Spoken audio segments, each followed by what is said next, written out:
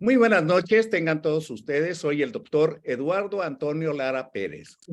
A nombre de la Fraternidad Médica por la Salud, Médicos Unidos por México, les doy la más cordial bienvenida este viernes 14 de abril del año 2023.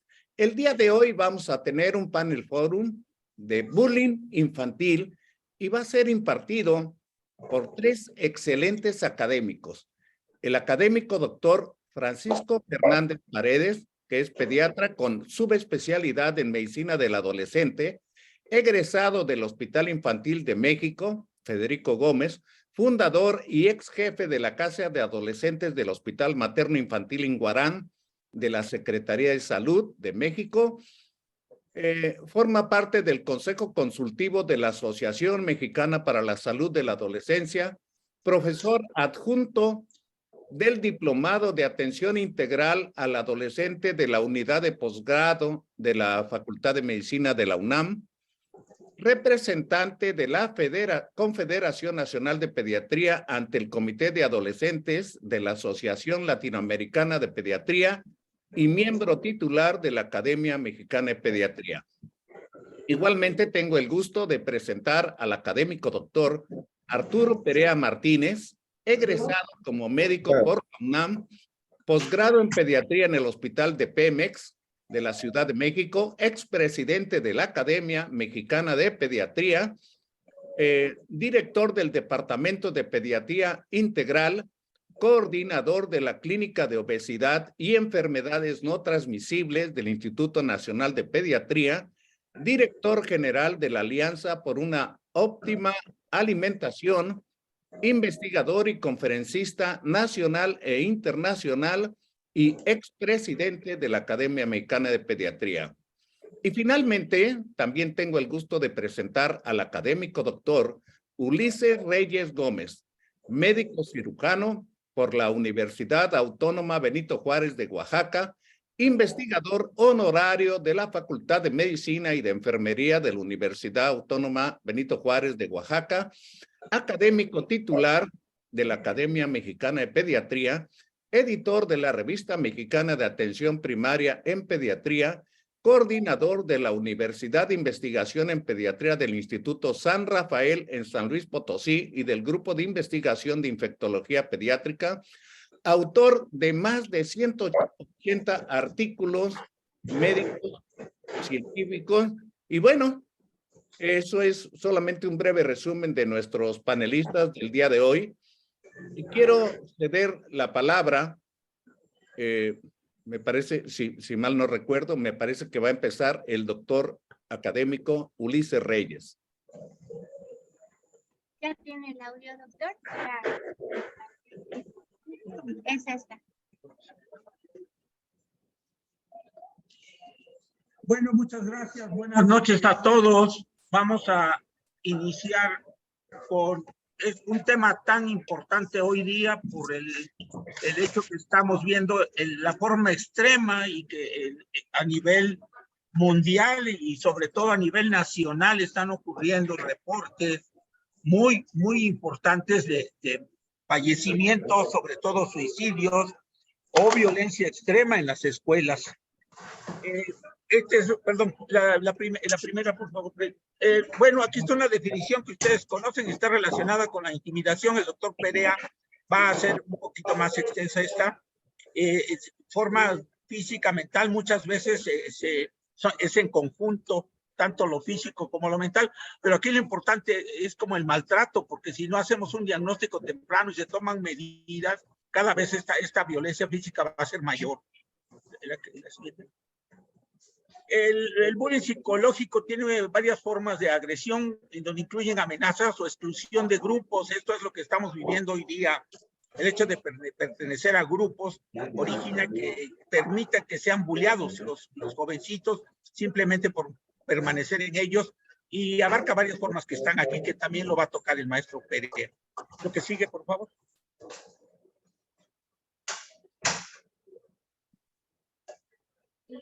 Aquí está la forma verbal, tiene varios aspectos que ustedes conocen.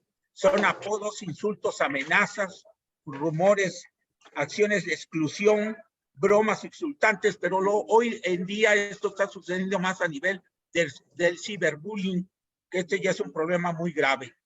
¿Por qué? Que se hace además de forma intimidatoria, en donde no tiene que ver, donde más bien tiene que ver, yo diría, al género, la religión, la orientación sexual, la raza y diferentes formas físicas que ocurren.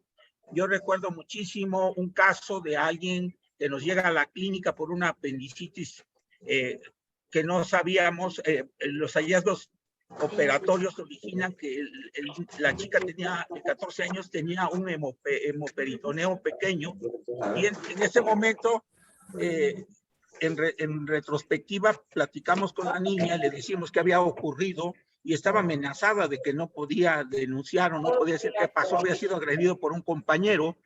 Esto le originó una apendicitis traumática y difícil de manejar ahora porque, vamos, el papá de la niña era una persona muy violenta, era carnicero, y esto podía originar un problema muy grave. Entonces tenemos que estar muy listos en la manera de abordar esto ante las diferentes instancias, las diferentes autoridades. Entonces, tenemos que involucrarnos en esto, no hay de otra forma. El pediatra de hoy, el pediatra de primer contacto, tiene que denunciar estos casos, porque es una forma de maltrato extremo que si no hacemos algo puede terminar la muerte de la niña en una forma más grave en un segundo intento. El bullying físico va desde golpes, empujones, patadas, formas de encierro y daños a pertenencias. En mochilas, en computadoras, en autos, la forma de agredir indirectamente a las propiedades del chico agredido.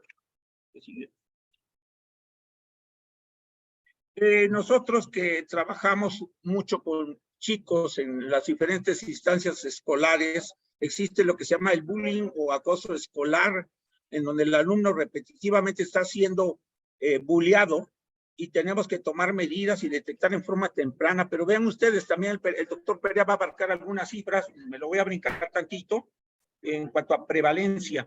Lo que es lo de hoy es la forma de acusar o de acosar a alguien a través de los medios en el anonimato. Este tipo de bullying es el más frecuente y hay muchas maneras de hacerlo a través de los correos, videos o fotografías, avergonzando al pequeño y hacerlo de una forma muy frecuente. Aquí están diferentes criterios, tampoco lo voy a tocar, el maestro Perea va a darnos al final, y también el doctor Fernández, algunas medidas preventivas que tenemos que hacer en este tipo de acoso. Existen otras consecuencias que derivan del ciberbullying, como puede ser que el pequeño curse con depresión, por lo mismo, busque una manera de entrar a abuso de sustancias, presentan trastornos del sueño, síntomas, pero aquí fíjense que este reporte de la Academia Americana de Pediatría ya tiene más de 30 años y ya desde entonces la Academia decía americana que el acoso cibernético que estaba ocurriendo estaba llevando a los chicos al suicidio. Y son cifras alarmantes, porque 1 de cada 4 adolescentes que se están suicidando lo hacen precisamente hoy día porque están siendo ciberbulleados. Entonces es algo que es un fenómeno mundial que también van a abarcar los compañeros. Este es un reporte muy reciente, se me hizo muy interesante porque este estudio de la doctora Cárdenas en ciberbullying y ideación suicida en Hermosillo, Sonora, consideró que cada año mueren 1.2 millones de adolescentes a nivel mundial. Se estudió una población de estudiantes de secundarias y se evaluó y se encontró esto. El 11% de este grupo estudiado presentan ideas suicidas y un 16% cursa con un riesgo de que se suiciden, lo cual es alarmante.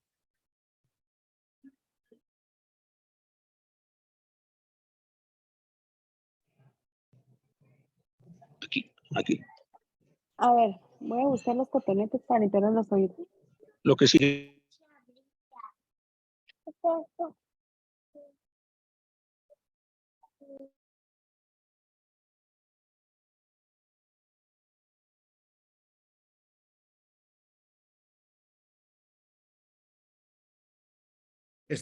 Está inutilizado tu audio, Ulises. Ah, ok, ¿está ya? Bueno, sí, miren ustedes, este reporte lo hicimos en el 99 en una revista que ya desapareció, pero aquí ya llamamos la atención que incluso los adultos que se pasaban viendo en esa época las series de Rambo llegaban y golpeaban a sus esposas. Este fenómeno ocurre también en caricaturas. Desde esa época hablábamos del Big Big, el Correcaminos y la serie de violencia entre ellos, más bien del coyote hacia el Big Big, que era una violencia que los niños pequeños ya veían estas series. Después estaban unas series de otras caricaturas muy famosas, también de Tom y Jerry, y analizamos que ya había mucha violencia. Entonces los niños, los pequeñitos, desde la tierna infancia se desensibilizan a la violencia, quiere decir que lo ven como normal. Desde el 94 la Academia Americana de Pediatría ya lo decía, que tenemos que tener mucho control en la forma como los niños quedan expuestos a esta violencia en series que aparentemente son sanas, como serían las caricaturas.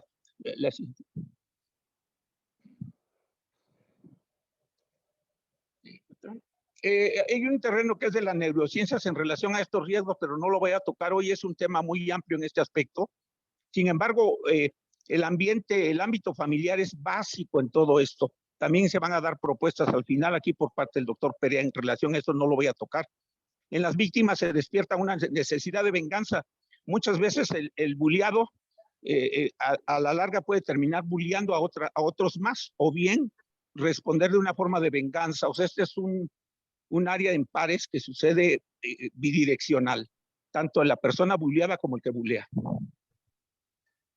En cuanto al género, las chicas suelen presentar conductas cibernéticas, es decir, ellas golpean más a los demás a través de los medios de comunicación. Los chicos tienden a enviar más, sobre todo, contenidos sexuales no deseados o imágenes degradantes de la víctima.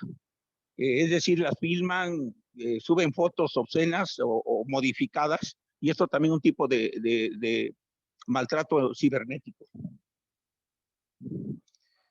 No, en general, si analizamos a la persona que bulea, son niños agresores que están siendo expuestos en videojuegos, en series televisivas, alta violencia en películas, pero también en su entorno familiar. Generalmente hay mucha violencia generalmente del padre hacia la madre, es lo que más se ve. Y esto no perciben ellos no perciben que sus conductas son violentas. Ellos lo toman que son como transgresiones morales, son como correctivos. Entonces, la búsqueda de reconocimiento social y la necesidad de ser aceptados origina que estos adolescentes busquen una manera de mostrar poder a través de este tipo de violencia hacia los demás, generalmente hacia el más débil. Siempre se tiene que buscar un soporte de tipo social. El problema del bullying es social totalmente, y todos médicos, familia, sociedad, tenemos un papel muy importante en esto. Es un problema que ahí está y que no podemos decir que no pasa nada. Las escuelas donde yo tengo el privilegio de trabajar, tenemos mucha manera de detectar tempranamente esto. Recién colocamos cámaras en toda la escuela, generalmente la secundaria, pero el bullying lo empezamos a reportar nosotros casos desde el preescolar. Aquí en Oaxaca reportamos algunos casos de preescolar de niños que agredían a otros con las tijeras tan sencillas de barrilito con las que se dedicaban a recortar, a hacer tareas de recortes. Entonces esto sucede así. El bullying está en todas las edades ahora, y sin embargo, pues es una respuesta de lo que viven estos pequeños preescolares en su casa. Aquí está, la anterior. Aquí está la manera como estamos manejándolo hoy en la escuela. Son sanciones directas. Tenemos que darle apoyo a ese chico, dar una oportunidad, ser mediadores, métodos de grupo de apoyos, y por supuesto, es muy, muy importante la convivencia con los padres y los chicos en la escuela. Ahorita les voy a presentar lo que estamos haciendo, y lo último que hicimos es antes de irnos de vacaciones. Esto es parte de lo que acabamos de publicar como una editorial en la revista del IES, lo importante de la ética en la rama de la filosofía, y aquí está en el chat, en este chat, el doctor Chu, que nos va a hacer un comentario al final. Sería para mí un privilegio que él participe, pero quiere decir que tenemos que enseñar a los pequeñitos distinguir lo bueno y lo malo. lo apropiado y lo inapropiado, lo correcto y lo incorrecto, lo debido y lo indebido, así como moralmente lo bueno y lo moralmente malo. Si no trabajamos con estos pequeñitos desde su interna infancia, pues realmente van a tener altos riesgos de ser buleadores o de que sean buleados. Aquí están 10 puntos que están publicados en este número del 10. Aquí está la liga y están algunos puntos que no voy a tocar porque también está aquí el doctor Fernández que va a hacer algunas reflexiones seguramente sobre este aspecto. En el último número de la revista del 10 está este editorial que ustedes pueden consultar. En resumen, los diferentes ambientes donde se desarrollan los infantes, que no solamente son los ambientes de familia, sino los entornos no formales, como pueden ser los amigos, como pueden ser los entornos escolares, tienen que ser siempre de una forma sana, de una forma de convivencia, de una forma no de competencias. Lo que sigue, les quiero mostrar lo que estamos haciendo, lo que sigue. Miren, este es nuestro grupo de primaria que participó antes de las vacaciones. Hicimos una rodada en un parque fabuloso, en donde necesariamente los papás y las mamás participan con sus bicicletas, con los chicos. Hicimos la feria del tamal en San Luis Potosí, que es donde radico. Se hizo la feria de la empanada potosina y también en la escuela con los niños de secundaria y de primaria se trabajó con ellos. Vean ustedes, no es competencia, es ir a rodar con los niños, es convivir con ellos, es que sea un aspecto de iguales en donde participan los papás en juegos organizados con los niños. Créanme que esto nos ha funcionado increíblemente en romper paradigmas, en decir el chico tiene que participar con él. O sea, el hecho que vaya el papá a la rodada, esté al pendiente de su bicicleta o que lleve su bicicleta, para el niño es un gusto. Esto nos funciona formidable porque muchas veces muchos papás son fríos, no sabemos, no nos enseñaron, o más bien es una cadena, no hemos aprendido caricias, no los abrazamos, no los besamos, porque así nos educaron, en una forma fría en el pueblo, y mucho sucede así. Estas convivencias precisamente son por eso. Vean el orden que guardan los pequeñitos. Se saben formar, se respetan su lugar.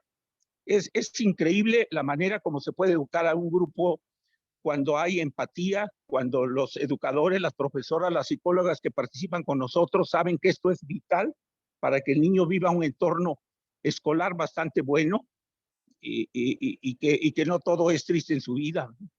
Lo dejo ahí, estoy ahorita aquí en Oaxaca, les mando un caluroso afecto y quedo al final para los comentarios. Y cedo la palabra al doctor Arturo Perea, académico, participante en esto. A ver, si quieres hacernos favor de dejar de compartir pantalla, Ulises, para darle paso al académico doctor Francisco Fernández, que nos haga favor de tomar el uso de la palabra. Me parece que continúa Arturo Perea, doctor Eduardo Lara. Ah, bueno, entonces antes quiero hacer una anotación que omití en la presentación del académico doctor Arturo Perea, porque Arturo Perea es posgraduado en atención de la violencia contra menores por la Universidad Nacional Autónoma de México y además es integrante de la Clínica de Atención del Niño Maltratado. Es un puesto que ha ejercido durante 12 años en el Instituto Nacional de Pediatría y tiene múltiples artículos publicados sobre violencia en menores, en particular el bullying. Entonces, cedo la palabra al académico doctor Arturo Perea Martínez. Adelante, Arturo.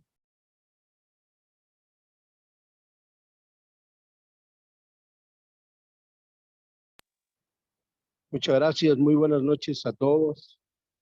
Aprecio mucho la oportunidad que nos da Eduardo Lara en su liderazgo en esta fraternidad, compartir con Ulises Reyes, un constante investigador clínico en temas de crianza, y por supuesto con Francisco Fernández, quien siempre es uno de los principales líderes en este tema. En forma general, y quiero establecer claramente que para esta presentación tuve la oportunidad de hacer una revisión junto con el equipo de trabajo con quienes laboran en el Instituto Nacional de Pediatría, Y quiero resaltar varios aspectos que frecuentemente hemos insistido en torno al fenómeno el fenómeno bullying. Y es que nos parece, y prácticamente estamos convencidos, que los relatos en torno a este fenómeno prácticamente se centran en aspectos repetitivos y reiterados de lo que es el fenómeno de agresión entre pares. Este fenómeno tiene una circunstancia altamente poco profesionalizada, toda vez que cuando nosotros en talleres de atención a la violencia en diferentes escenarios académicos hemos encuestado hasta dónde alcanzan los profesionales de la salud a conocer del tema, se evidencia que es poco lo que estudian al respecto. No ha sido extraño para nosotros en los talleres que al preguntarle a profesionales pediatras con un ejercicio profesional promedio de 10 años, en ocasiones no tienen ni siquiera una correcta descripción del proceso. Y cuando les preguntamos dónde se han profesionalizado para conocer del tema y más adelante para atenderlo, la verdad que estamos muy lejos de ejercer lo que corresponde como profesionales de la salud. En la revisión que hicimos con nuestro grupo encontramos, como pueden ver ustedes, artículos que establecen de una manera de introducción y de manera repetida que el bullying es el acoso que se da en un comportamiento agresivo y no deseado que implica un desequilibrio de poder social real o percibido. Estas acciones tienen un propósito y están destinadas a herir o hacer a la víctima se sienta incómoda. Muy importante resulta el tema de cuáles son las características de las víctimas y cuáles son las características de los victimarios. Este fenómeno comienza a establecer uno de los elementos altamente criticables en torno a la literatura respecto al fenómeno bullying. Parecería que en el escenario los únicos protagonistas son los niños y nunca se ubica en el mismo cuál es el papel que juegan los adultos en torno a ellos. La epidemiología es cada día más dramática. De acuerdo con el Centro Nacional de Estadísticas Educativas, esto hace 10 años en los Estados Unidos, 1 de cada 3 niños informa haber sido acosado durante el año escolar. Y esto es más frecuente en niños, ocurre con mayor frecuencia en el ámbito de la educación media. Los aspectos clínicos todos los conocemos, lesiones poco explicables, conductas que expresan que el niño está siendo violentado a través de que se muestran tristes, cambian sus hábitos alimentarios, desean no ir a la escuela, más allá están deprimidos y tienen hasta conductas suicidas. Abordar el acoso en procesos, como un proceso en diversos pasos, es la propuesta que se ha hecho, pero vean ustedes esta lectura que se hace como recomendación, enseñar a los niños a no intimidar, desalentar el acoso escolar, mejorar la supervisión en áreas comúnmente supervisadas. Las estrategias de prevención del acoso deben ser claras y visibles para otros niños. Educar a los niños sobre las consecuencias del acoso y hacerles ver que es incorrecto y un acto serio. Aplicar consecuencias disciplinarias consistentes y hacer cumplir sanciones como exigir servicio comunitario como retribución por un comportamiento inaceptable. Esta propuesta me recuerda mucho en una sede de cuando platicábamos el tema de bullying, y no voy a decir la entidad, pero les quiero decir que era un ámbito académico en donde alguna vez nos dijeron claramente que habían resuelto el fenómeno del bullying al llevar a un terreno legal al niño que es victimario. Esto establecía que el niño que ejercía una acción de agresión a un par lo sujetaba a un orden legal que potencialmente lo hacía susceptible de una doble violencia. La violencia que lo llevó a ser victimario y la violencia ahora por serlo. El impacto que tiene el acoso en los niños también lo revisamos. Para la ONU, las conductas los conceptos que se dan en torno a esta conducta son poco descriptivas. El establecer las formas de acoso sigue siendo uno de las formas como nos quieren describir el fenómeno, y que nos damos cuenta en esta más actual evidencia del 2021 que los datos han subido y 1 de cada 13 niños han sido víctimas de acoso 6 o más días durante el mismo mes. El impacto que tiene a nivel educativo cada día es más dramático, toda vez que lleva a fracaso o deserción escolar, y en salud infantil es un proceso directo hacia fenómenos como el suicidio. ¿Cuánto hemos nosotros propuesto el ubicar el tema del acoso o de la violencia entre pares dentro de lo que es el modelo OMS de salud y enfermedad para el fenómeno bullying. Si hablamos de esto, tendríamos que analizar bajo el modelo OMS de salud y enfermedad cuál es la génesis del violentador. En ese orden, recordemos que el modelo OMS para salud y enfermedad involucra a la familia, involucra a los pares, involucra a la escuela, a la comunidad, como ambientes en los cuales se va gestando este individuo.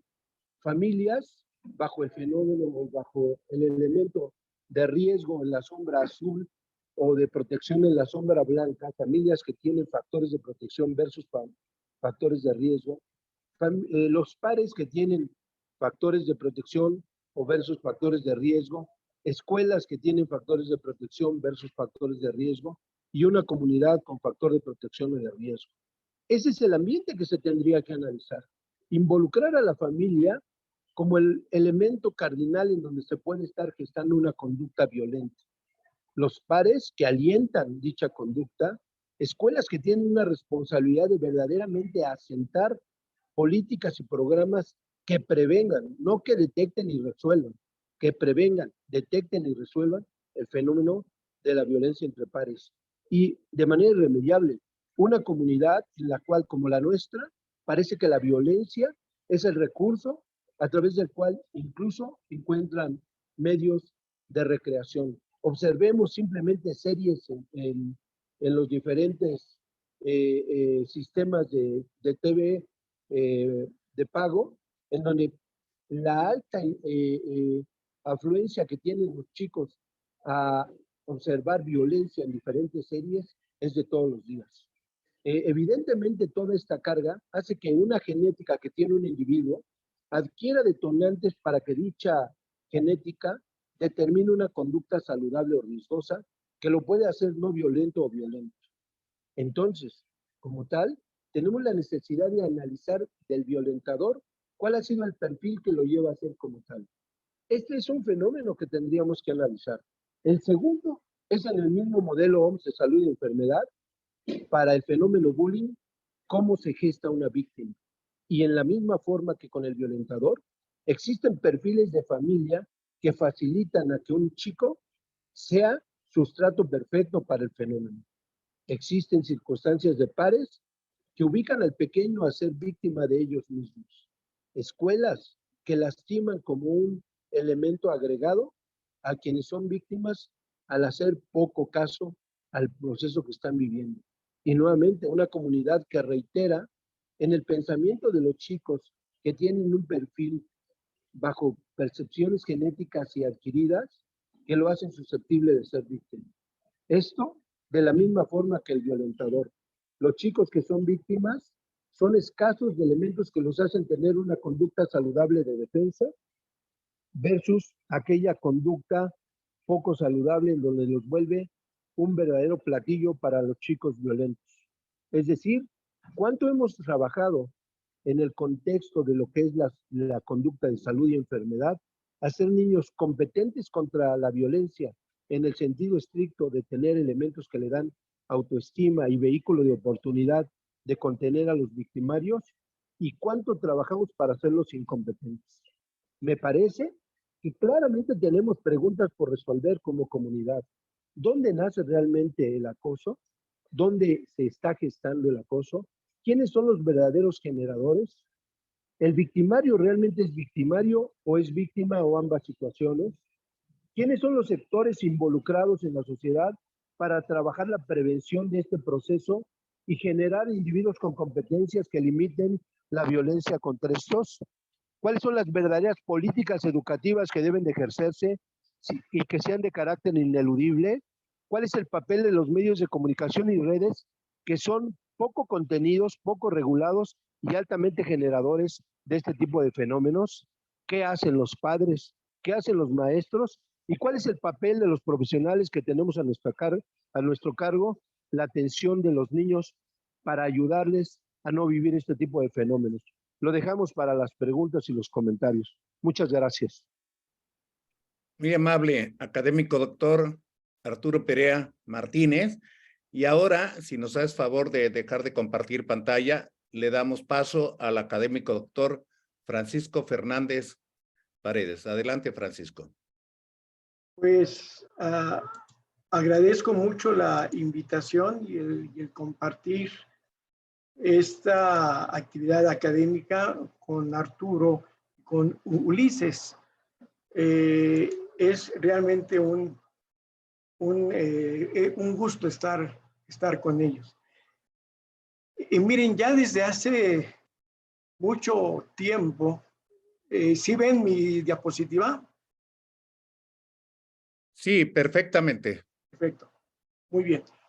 Y desde hace mucho tiempo, cada vez que me invitan a tocar algún tema que tiene que ver con violencia, siempre intento dar una perspectiva de género, porque esto nos permite entender con más precisión, con mayor amplitud también, la problemática de la generación de la violencia. Entonces, esta plática, espero que sea complemento de los datos que han dado los que me antecedieron, y tiene esa perspectiva de...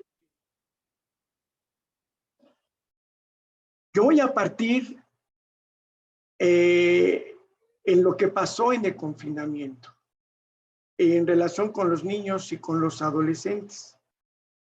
Todavía estamos sufriendo o padeciendo, viendo las repercusiones que tuvo este confinamiento en los niños y los adolescentes. Este confinamiento impidió que niños y adolescentes tuvieran contacto con pares. Los pares son figuras fundamentales para el desarrollo emocional de los niños y los adolescentes. En una primera instancia, las imágenes más importantes son los padres, pero conforme socializa ese niño, los pares, o sea, los semejantes, son figuras que sustituyen en gran medida a la imagen parental. Impidió a los niños y adolescentes socializar más allá de la familia, y por lo tanto los únicos con los que platicaban de manera personal, de manera presencial, pues eran con los miembros de la familia. Por supuesto que sus deseos eróticos sexuales estaban seguramente reprimidos y no podían saludablemente manifestar estos deseos en un entorno de confinamiento. Por supuesto, en términos de adolescentes, eso limitó la experiencia de pareja. También el confinamiento impidió el estímulo saludable del deporte. El deporte, además de la ventaja física, de las ventajas físicas que esto genera, también es una manera de socializar hacia otros comportamientos diferentes a los que se genera en la familia. Y también las alternativas de desarrollo se vieron limitadas. Esto llevó también a que hubiera un desequilibrio de las terapias psicológicas y farmacológicas de pacientes que ya tenían historia de enfermedad psiquiátrica o de enfermedad crónica. Estimuló el inicio de consumo de drogas ilegales por primera vez. Los adictos, los que ya eran adictos antes del confinamiento, incrementaron su consumo si es que pertenecían a un grupo económico alto, y en un nivel económico bajo, los que ya eran adictos, pues prefirieron drogas más baratas, pero más dañinas también. Miren qué pasó en términos escolares durante la pandemia en 186 países. 73% de los niños del mundo estuvieron fuera de las escuelas. Los padres se convirtieron en cuidadores las 24 horas del día, los 7 días de la semana. Por supuesto que las familias de bajos ingresos fueron los más afectados por el desempleo y por el estrés financiero. Y las llamadas de ayuda telefónicas y de otro tipo en el área de la salud se incrementaron de 30 al 40%. Todos los programas de crianza grupal fueron suspendidos en estos 186 países donde está también México. Este confinamiento nos delimitó 3 grupos de muy alto riesgo durante el confinamiento. Los sobrevivientes de violencia, de la violencia sexual. Aquí quisiera yo hacer hincapié en mi lenguaje. En términos de perspectiva de género, dejamos de utilizar la palabra víctima, porque es revictimizar aún en estas áreas académicas a los receptores de violencia. Y entonces, en términos de violencia sexual, los llamamos sobrevivientes. Este confinamiento hizo que se incrementara la violencia sexual pues en los grupos de menor poder, como son las mujeres, las niñas y los niños, en el seno familiar. Grupos de alto riesgo para acoso escolar eran antes y lo fueron durante el confinamiento y lo siguen siendo después del confinamiento, niños que son sujetos a maltrato infantil, niños que pertenecen al grupo LGTBIAQR, personas con discapacidad o con alguna anomalía anatómica, enfermos crónicos, enfermos terminales, minorías étnicas, niños y adolescentes que no cumplen con estereotipos establecidos. Y cuando digo estereotipos establecidos, me refiero a estereotipos religiosos, a estereotipos de vestimenta, a estereotipos de hombre y de mujer. Y lógicamente el otro grupo de riesgo antes, durante y después de la pandemia siempre lo han constituido aquellos niños y adolescentes que tienen historia clínica de enfermedad mental. ¿Qué pasó con el confinamiento con estos grupos de riesgo? Se incrementaron los casos de ideación e intentos suicidas en 9%.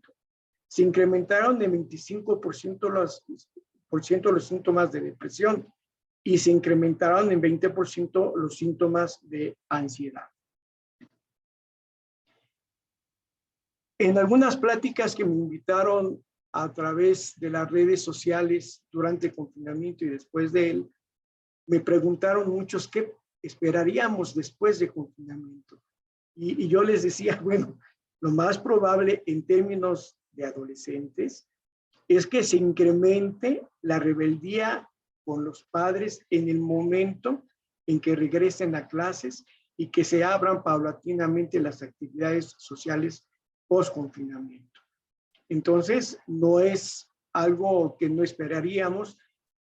La falta de control que en este momento y en las épocas inmediatas después del confinamiento, la falta de control que tienen los padres sobre sus hijos adolescentes, porque el mantenerlos encerrados durante 1 año y medio o 2 años, pues generó una serie de situaciones que se tendrían que haber controlado durante el confinamiento.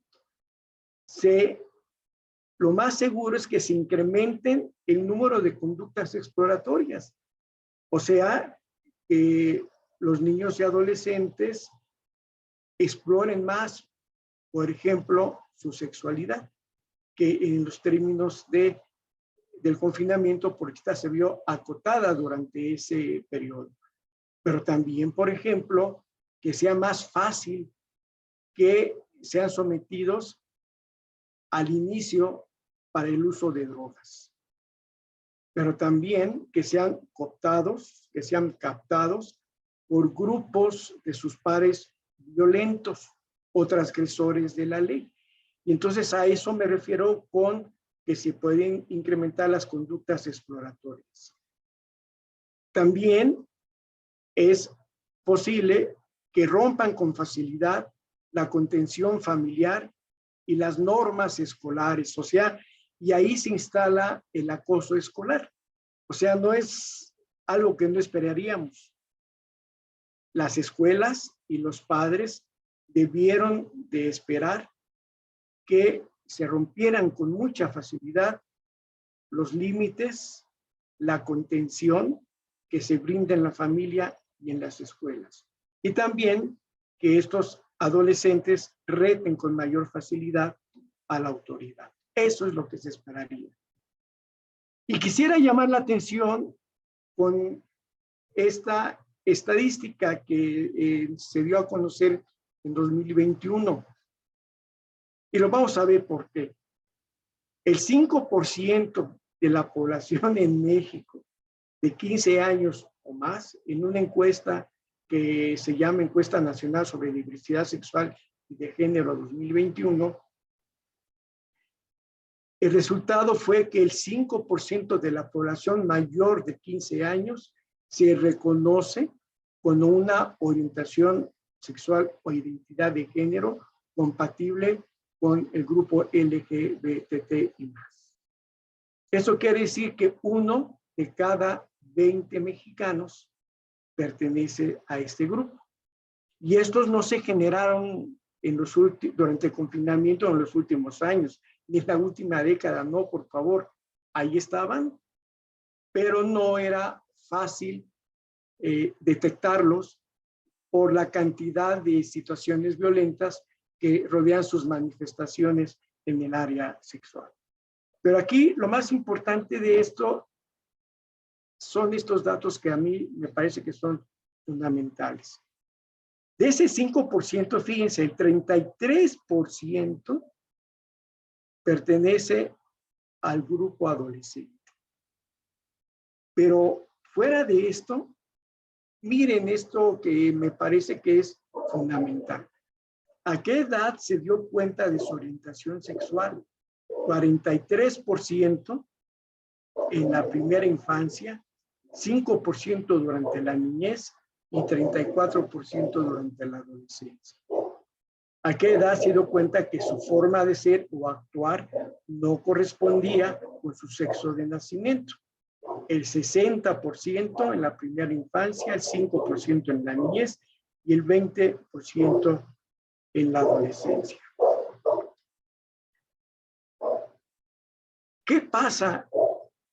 Las estadísticas nos dicen que el grupo precisamente LGTB o que no cumple con las características esperadas en el grupo en el área de la sexualidad es el que con mayor frecuencia es sometido a acoso escolar. Por eso esta estadística para mí es fundamental.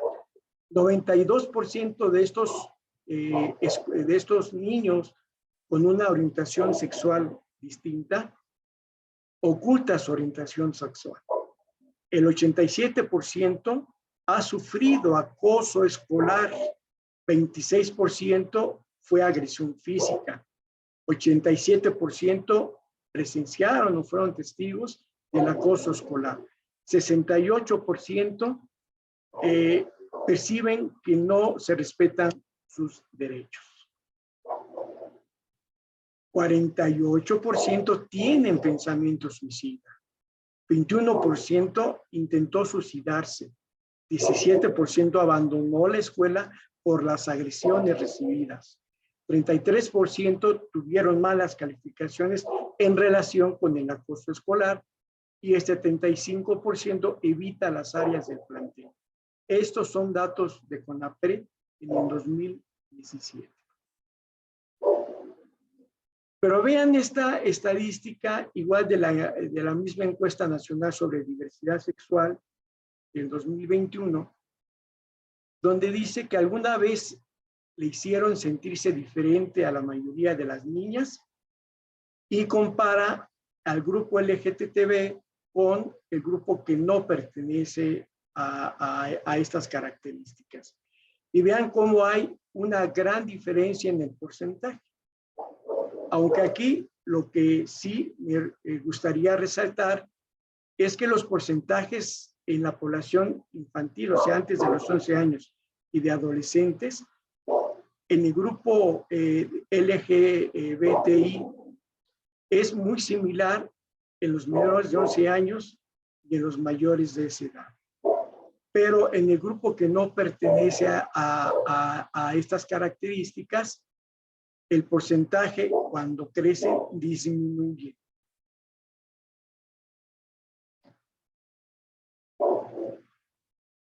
¿Alguna vez ha pensado en suicidarse? Y vean que el 26.1% del grupo LGTB pensó en suicidarse contra el 8% de un grupo heterosexual. ¿Alguna vez lo intentó? 14% contra el 4.2% que no corresponde al grupo LGTBI. ¿Y a qué se debió ese intento suicida? Llama la atención, pues la mayoría son por problemas familiares, pero el segundo porcentaje más alto es en relación con problemas en la escuela. Muy diferente al grupo que no pertenece o que no es LGBTI. Y quisiera ya, para ir concluyendo, recalcar la definición, que ya lo comentó también Arturo, varias definiciones de varias instituciones en relación con el acoso escolar, pero yo quisiera llamar la atención sobre dos situaciones que son importantes. El acoso escolar es una manifestación de la violencia, y la violencia tiene que ver con el poder. El mal uso del poder que ocasiona daño. Y el otro punto importante es que específicamente en el acoso escolar tiene una base sistémica. Esos son los dos puntos que me gustaría destacar. ¿Por qué? Porque en términos de pediatría, cuando nos llega un niño maltratado en la escuela o en su familia a la consulta, pues abordamos la problemática, solucionamos las lesiones físicas, abordamos la situación emocional del sobreviviente y de la familia. Quizás abordemos también al generador de violencia y su familia. Pero esto no es suficiente. Nos debe de quedar claro que el acoso escolar es un sistema de violencia, en donde el sujeto agredido está en un entorno que se llama escuela, y que este sujeto agredido pues está en contacto con un generador de violencia. Que existe en ese mismo entorno escolar testigos. Algunos testigos son los que participan junto con el generador de violencia, agrediendo también al sujeto agredido. Pero también hay otros testigos que son pasivos. El acoso escolar, ya sea a través de las redes sociales o a través de la presencia física en la escuela, no se da sin testigos. Siempre hay testigos que a veces participan. Es un teriyaki. Y que a veces participan en el mecanismo de la violencia. Hay maestros y muchos de ellos están enterados. En otra plática quizás que demos posteriormente, vamos a ver cómo existe un silencio alrededor de todo esto. Existe otro personal en la escuela que también es testigo y que se da cuenta de las agresiones que se presentan en el entorno escolar. Con mucha frecuencia también los directivos tienen información.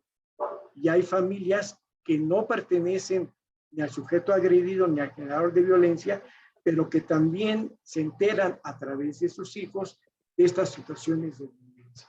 Entonces, si queremos realmente establecer una forma de manejar el acoso escolar, debemos de entender que esto es un sistema y que tenemos que modificar todos estos polos para que realmente tengamos un resultado productivo en el sentido de evitar la violencia y de evitar que haya otros sujetos agredidos en el entorno escolar. También es importante, les comentaba,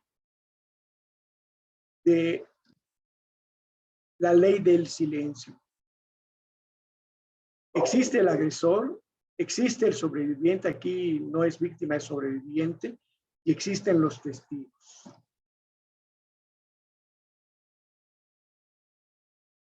Y tenemos, dentro del manejo integral del acoso escolar, que manejar este círculo de la violencia, que es muy parecido también al círculo de la violencia familiar y al ciclo de la violencia sexual. ¿Cómo podemos prevenir? Pues a través de fomentar en los niños y adolescentes la resiliencia y encontrar un monitor resiliente. La OMS, desde finales de los 90, a principios del año 2000, promovió una serie de habilidades psicosociales o habilidades para la vida. Dentro de ellas está la resiliencia y estableció un programa que se practicó en escuelas secundarias, principalmente en Costa Rica. Y en aquellas escuelas que recibieron los talleres de habilidades psicosociales, vieron que disminuyó de manera muy importante el embarazo en adolescentes, disminuyó la violencia escolar, disminuyeron las adicciones, entre otras situaciones que se presentan en el entorno escolar. Hay que hacer un sistema de alertas. Cada escuela debe tener un sistema de alertas, detectar de manera muy precoz aquellos datos que nos estén indicando que existe violencia entre los compañeros, del maestro hacia los alumnos, de los alumnos hacia los maestros, entre los mismos maestros o de directivos hacia maestros. Porque recuerden que este es un sistema y que todo se enlaza y que si no manejamos el sistema en general, va a ser difícil que logremos cambios importantes. Hay que dar educación con perspectiva de género, equidad, tolerancia y vulnerabilidad, promover los derechos humanos con énfasis en los derechos del niño, habilidades para la vida que habíamos comentado, y hay diferentes programas de UNICEF, de la OPS, de la OMS, que hablan de educación para la paz, de buen trato, de la crianza y de la parentalidad positivas, como una manera de prevenir la violencia en la familia y la violencia escolar también. Y ya para finalizar, quisiera concluir que si bien es cierto que hay en la OMS la idea de dar énfasis en los primeros 1000 días de vida como una manera de prevenir desnutrición, enfermedades infecciosas prevenibles y fomentar un crecimiento saludable en los niños. Hay una iniciativa a nivel de Latinoamérica en donde se propone que no sean 1000 días, sino que sean 1000 semanas. O sea, que los cuidados de los gobiernos, que los cuidados de las instituciones estén dirigidos a los primeros 12 años de la vida. Y los objetivos serán que a los 12 años los niños tengan una talla normal, que no tengan anemia ni desnutrición y que no tengan un aprendizaje desfasado. Si nosotros logramos estas 3 características, habremos logrado adolescentes saludables. Y esto, para lograrlo, también en un sistema como el que estamos viviendo, va a ser posible que disminuya el acoso escolar, la violencia sexual, la discriminación, entre otras situaciones. Siempre es importante para cualquier situación que tenga que ver con manejo de niños y adolescentes, que tomemos en cuenta el concepto de autonomía progresiva, de adolescente emancipado y el interés superior de la niñez y de la adolescencia. Pues muchas gracias. Este es mi correo y pueden también poner las direcciones electrónicas de la Asociación Mexicana para la Salud de la Adolescencia. Pues muchas gracias por su atención y estamos para las preguntas y comentarios que quieran realizar. Muy amable, académico Francisco Fernández. Si quieres dejar de compartir la pantalla y le voy a pedir ahora a todos los panelistas me hagan favor de encender su cámara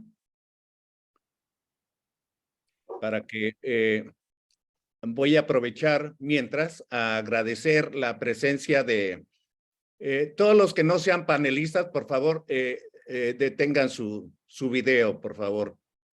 Gracias. Voy a agradecer al doctor Nicolás Ignacio Ramos Rodríguez de Colombia. Dice que datos muy similares a lo que está sucediendo en Colombia.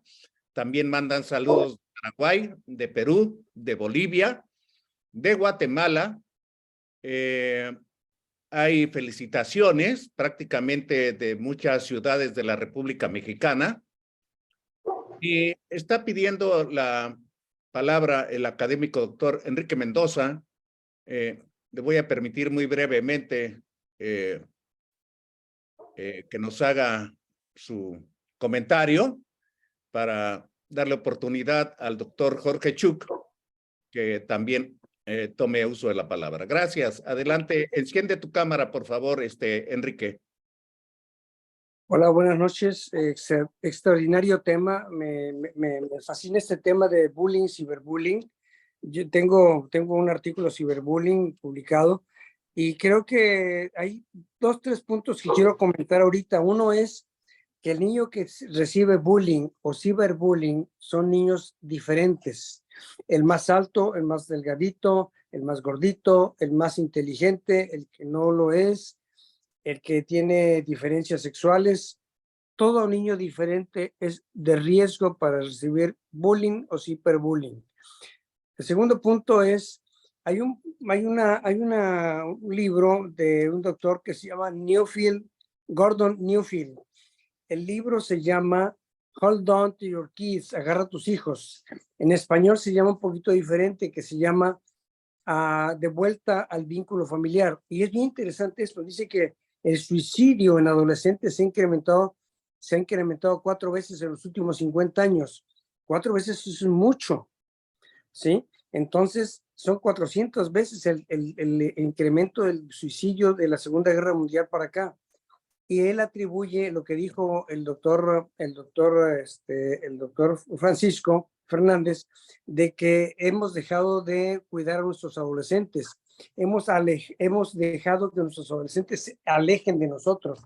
Entonces los adolescentes, al alejarse de los padres, buscan asesoría de sus pares. Por lo tanto, cualquier cosa que suceda con los pares son devaluados o ciberbuleados o buleados. Eso ocasiona una depresión importante y los chicos se suicidan.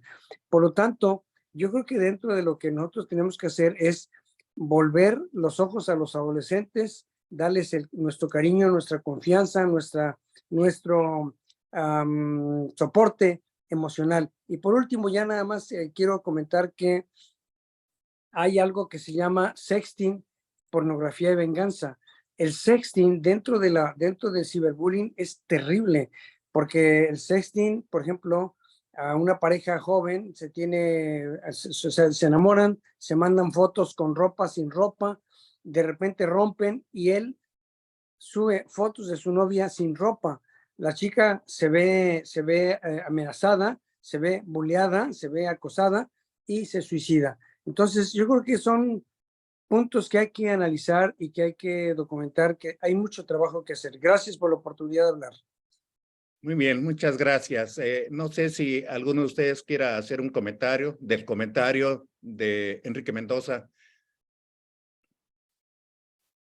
Bueno, aprovecho para decir que mandan felicitaciones desde Venezuela también, el doctor José Matos. No sé si hay aquí una pregunta que me parece interesante para que la contesten. Dice, si la orientación sexual se da antes de los 7 años de edad, ¿es genética? No sé si alguno de ustedes quiera contestar eso.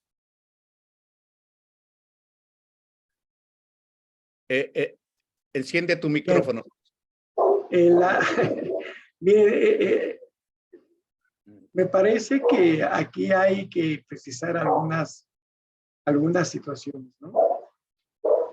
La identidad de género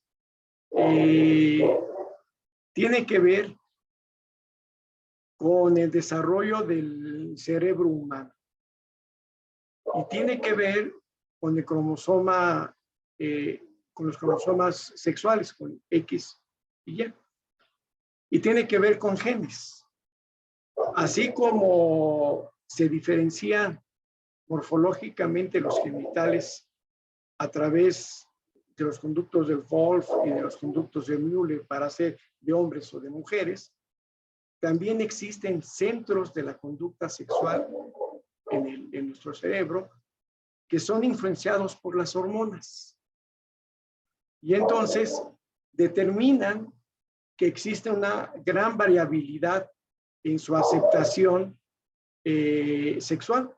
Y entonces, para mí me queda claro que la identidad de género es una situación biológica y genética y que se manifiesta en diferentes variabilidades dependiendo del entorno. No es que yo quisiera ser hombre o que yo quisiera ser mujer. Simplemente no me siento a gusto con los genitales con los que nací y existen condicionantes cerebrales que me están haciendo que yo me sienta incómodo y que posiblemente generen que yo tenga cambios o que induzca cambios en mi cuerpo para hacerlo compatible con lo que yo creo que soy. Entonces, sí existen condicionantes genéticos y condicionantes cerebrales que nos permiten explicar en mucho la conducta de este grupo y la identidad de género. Muy bien. Ulises, ¿quieres comentar algo? Está apagado tu micrófono.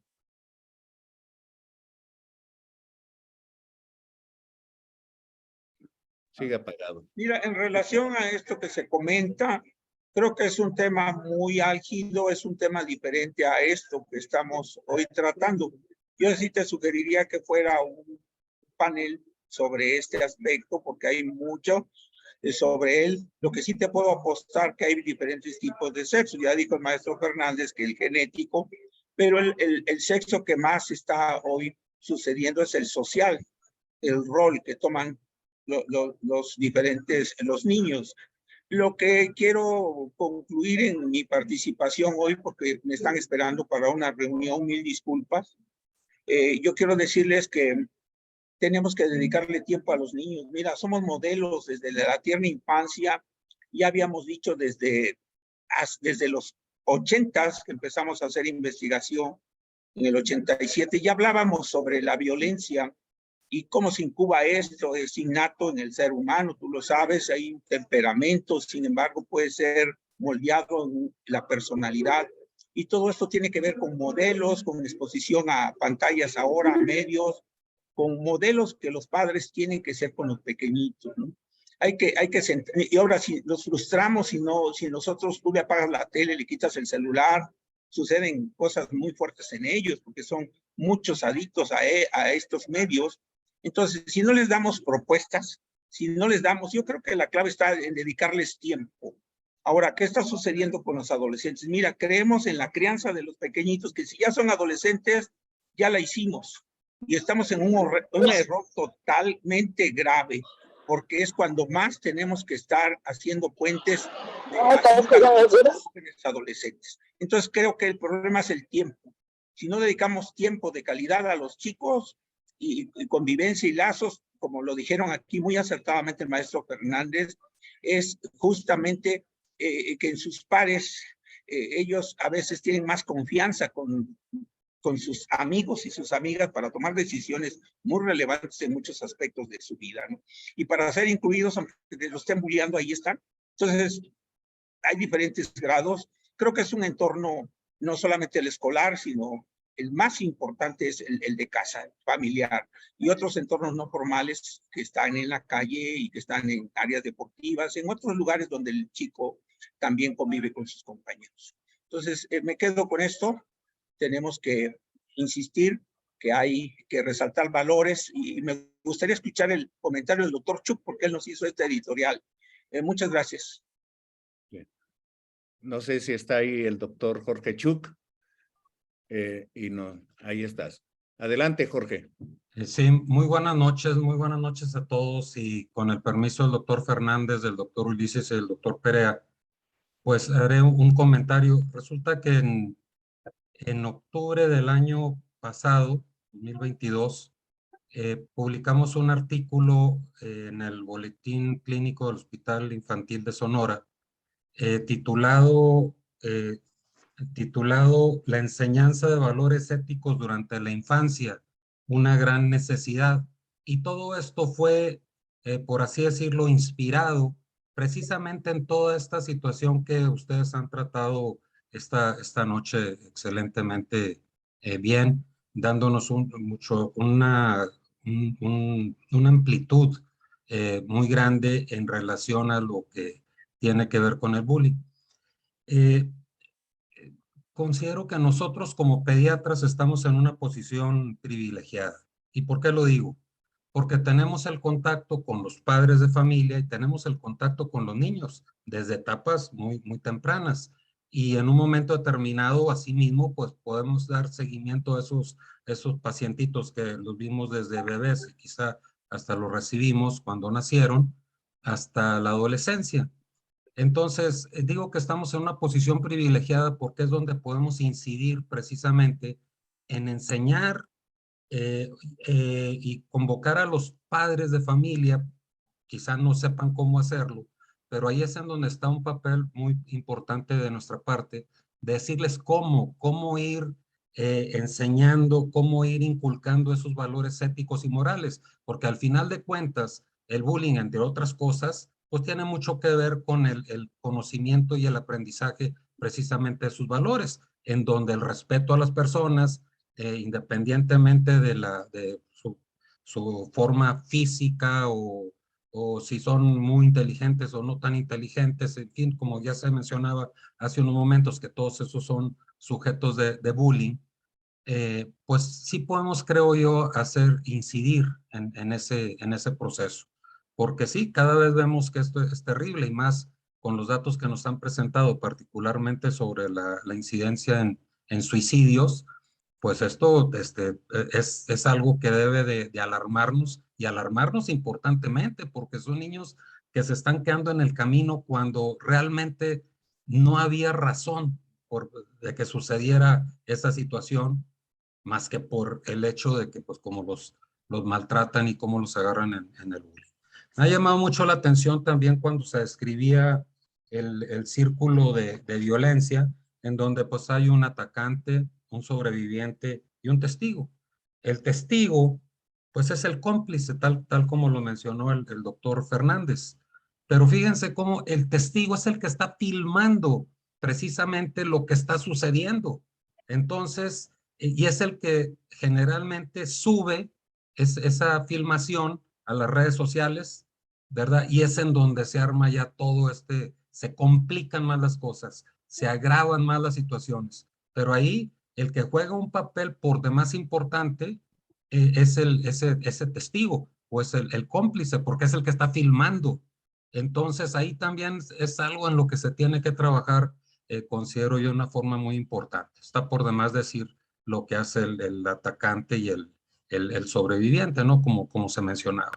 Ya mencionaba tanto el doctor Perea como el doctor Ulises, pues la importancia que tiene que volteemos nuestros ojos a la familia. Sí, efectivamente el confinamiento trajo una situación que nadie esperábamos. Es más, no estábamos ni entrenados para ver cómo manejar una situación de esas características. A todos, absolutamente a todos nos agarró por sorpresa. Y en un momento determinado, a veces los mismos padres de familia nos hacían ciertas preguntas, ciertos cuestionamientos de cómo hacer, cómo manejar las cosas. Y debo decir, al menos en lo personal, que hubo ocasiones en las que no sabía ni qué contestar, porque eso ni nos lo enseñaron en la Facultad de Medicina, ni en la residencia, ni nada de eso, ¿verdad? Es una situación que se nos presentó y híjole, mano, fue tremendo. Y el resumen que se hace de todo lo que conllevó el confinamiento y las consecuencias del mismo, yo creo que también todos estamos de acuerdo.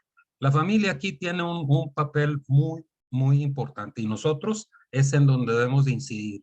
Y entre más pequeños sean los niños, mejor, porque es donde tenemos más tiempo para ir precisamente inculcando esos valores éticos, esos valores morales, que en un futuro necesariamente van a ocasionar una situación de mejoría en el actuar de esos niños, a diferencia de los que no se incide sobre eso.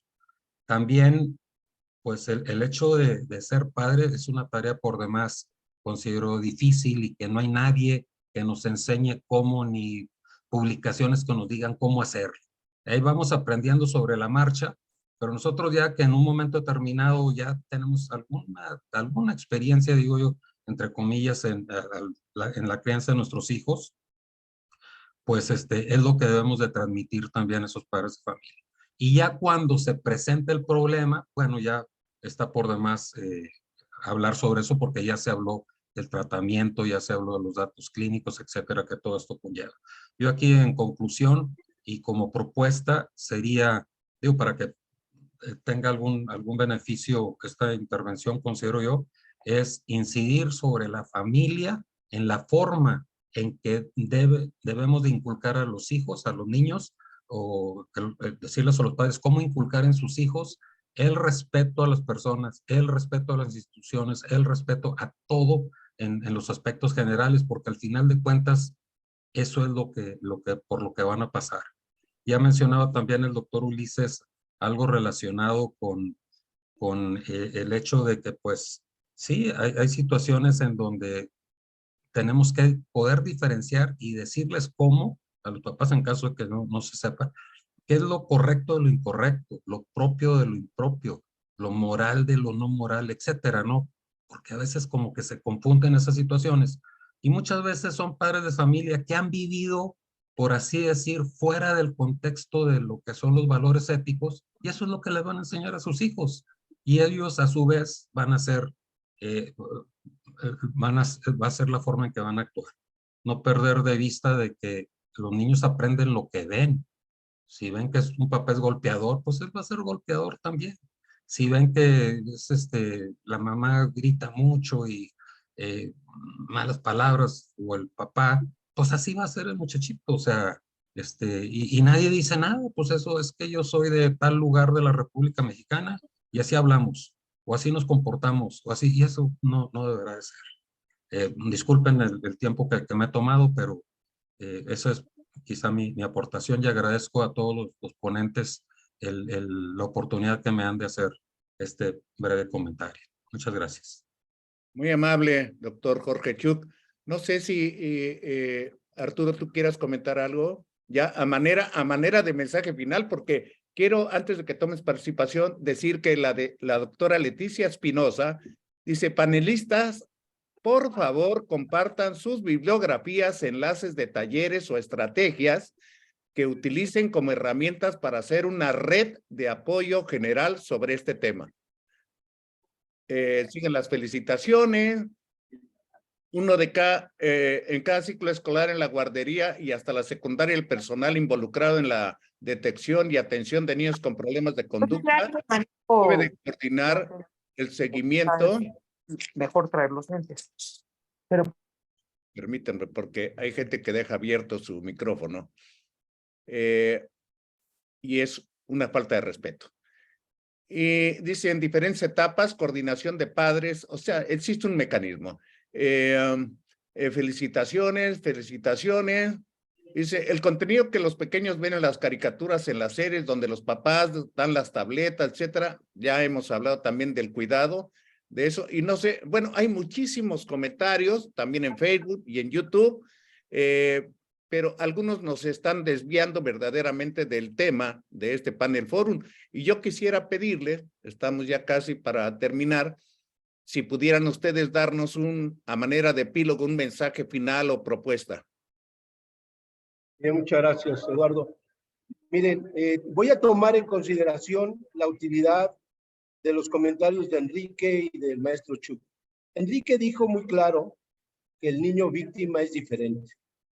Y eso en el ámbito de la violencia contra menores, no solo priva para el caso del bullying, priva para todo tipo de fenómenos. El doctor Arturo Lorenzo lo comprobó desde los años 80. Entendiendo la propuesta que hace el doctor Fernández de hablar de la mayor vulnerabilidad de un grupo en términos de equidad, tendríamos que ser un poco precavidos en entender que no dejan de ser diferentes a la percepción de muchos chicos. Y eso los hace vulnerables. Porque si la misma encuesta la hacemos con niños con obesidad, el resultado va a ser el mismo. Los niños con obesidad van a ser más víctimas que los que no tengan obesidad. Si lo hacemos con los niños con talla baja, van a ser más victimizados que los que no son de talla baja. Los que tienen lesiones, marcas, cicatrices, van a ser más victimados. Entonces, es un grupo diferente, como bien lo dijo Enrique. Por otro lado, yo quiero rescatar que nos falta, como comunidad profesional, hacer lo que pidió en el último comentario, una verdadera red que permita dar ayuda a los profesionales que detectan el caso de bullying para que tengan un análisis más multidisciplinario y no den una opinión a la ligera a la familia, que en el pediatra o en el profesional de la salud espera una solución a tan grave problema, y que en ocasiones, al no estar profesionalizado, entre paréntesis muy frecuente, da opiniones sobre un sentido común supuesto y favorece probablemente a no buenos resultados. Entonces, generar una red que establezca propuestas de buen trato para establecer crianzas que no generen agresores, agredidos o testigos que faciliten el proceso, es una tarea mayúscula que necesitamos ya aplicar a la brevedad posible desde los orígenes. Atender multidisciplinariamente bajo un modelo que la academia establezca para ayuda de quienes lo enfrentan y darle oportunidad a los responsables adultos, todos, a participar, reconociendo que hemos dejado de hacer mucho y seguimos señalando a los niños como los únicos protagonistas del fenómeno bullying. Esa es mi propuesta y la voy a trabajar por eso. Muy amable, muchas gracias, académico doctor Arturo Perea. Francisco, un mensaje final o propuesta. Sí, por supuesto. Sí, yo coincido con todos los panelistas en que hay que trabajar con la familia e inculcar valores que se fundamenten en los derechos humanos universales. Uno de ellos que poco se menciona es el derecho es el valor de la tolerancia. La tolerancia es aprender a vivir con el que es diferente. Yo puedo ser cristiano, pero puedo convivir con uno que es islamita. Yo puedo ser de una raza étnica, de un grupo étnico X, pero puedo convivir con el europeo. Yo puedo pensar políticamente de acuerdo con el PAN, pero puedo convivir con el PRI y puedo convivir con los morenistas. Entonces, cuando yo aprenda a convivir con aquel que piensa y es diferente, entonces voy a aprender a ser tolerante y por lo tanto voy a disminuir los factores de la violencia. Entonces, yo creo que ese es un valor que tendríamos que rescatar, la tolerancia. Y una propuesta que la he hecho en diferentes foros a las autoridades educativas es retomar la figura del médico escolar. Hace mucho tiempo, en algunas escuelas públicas, había un médico escolar. Quizás no con los programas o con las actividades que debería de hacer, pero lo había. Y yo creo que si se vuelve a retomar la figura del médico escolar en todas las escuelas primarias y en todas las escuelas secundarias, con programas muy específicos de medición de talla, de medición de peso, de detección de factores de riesgo, de detección de factores protectores, de detección de situaciones de vulnerabilidad, pues tendríamos el control de muchas cosas. Tendríamos el control de la violencia escolar, tendríamos el control del sobrepeso, de la desnutrición, de la obesidad, de muchas cosas. Entonces, yo creo que es una figura que se tendría que retomar porque es una situación que nos puede llevar a manejar y a prevenir muchas situaciones de salud. Ese es mi comentario. Muchas gracias, académico doctor Francisco Fernández Paredes. Y bueno, antes de cerrar esta transmisión, creo que es un tema amplísimo. Decidimos nombrarle bullying infantil, porque nosotros somos pediatras y nos dedicamos a eso, pero en realidad el bullying existe en todas las edades. Y también es un tema de reflexión, porque cuántos adultos reciben bullying, adultos mayores, en sitios laborales, en la misma familia, etcétera. Entonces, el bullying es un fenómeno realmente social y que se traduce en la figura, como lo dijo muy claramente los panelistas, de el agresor, la víctima y el testigo. Creo que hay mucha tarea de por medio. Quiero agradecer a nombre de la Fraternidad Médica por la Salud a 3 excelentes académicos de la Academia Mexicana de Pediatría, al doctor Francisco Fernández Paredes, al doctor Isaías Ulises Reyes Gómez y al doctor Arturo Perea Martínez. Muchas gracias a todos ustedes, los que se conectaron, los que hicieron comentarios, los que se conectaron en las plataformas de YouTube y Facebook. Muchas gracias y hasta pronto. Buenas noches.